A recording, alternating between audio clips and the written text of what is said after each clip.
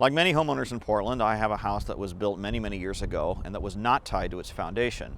As most Portland residents know, we live in a seismically active area. There are many fault lines that run under the city of Portland and along the Oregon coast. Today, I'm having my house seismically retrofit in the hopes that this house will still be standing after a major earthquake.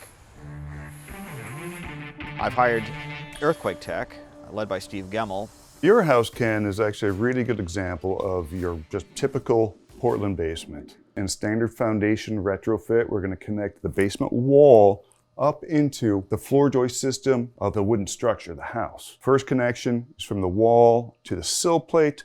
Then we get the sill plate connected up into the floor joist system, and that's really where the beef of the house structure starts. That's the important connection. Okay, so vital to a seismic upgrade is checking the condition of the foundation. Here's a great example of a good foundation from the 30s.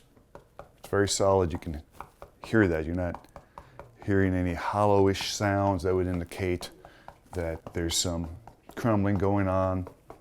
Visually, it looks great. Nothing's popping off. If you do find that concrete is indeed very crumbly, that's indicative of potentially having to either address the condition of the foundation and look at a more intense full foundation upgrade, or there might be the use of epoxy, which is like a foundation super glue that will connect the bolt to the foundation. Are there circumstances in which you go to a home, see the foundation, and either recommend against a seismic retrofit? When the foundation is just so crumbly that it's not going to take an anchor. On the cusp of that, I always recommend going the extra mile and doing a foundation upgrade.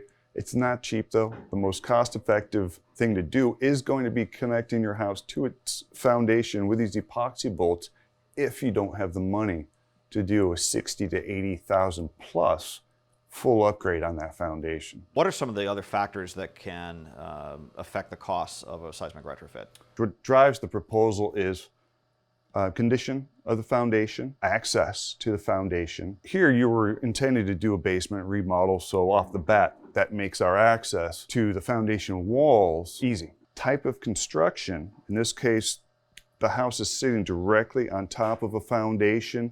In other homes, you have a stud wall that sits on the foundation. Those are called knee walls. It's also called cripple wall construction. That adds a little more complexity to it. Size will dictate how many anchor plates we need to use. This is a very straightforward house. I would say the majority of Portland homes are built this way. What are some options that are available to folks that want to preserve what they already have in their basement and still complete the upgrade? If we can't do it from the inside, we're going to look at doing it from the outside. Can we pop the bottom courses of siding off the side of the house to access the sill plate and the rim joist, the joist system, and connect it to the foundation from the outside? So if you have a newer home, is this work still advisable, or do you find that most newer homes are already taken care of? Good seismic code was adopted in 1993 here.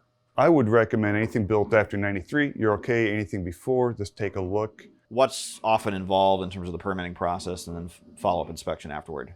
We are part of the field issuance program here in the city of Portland. Great program.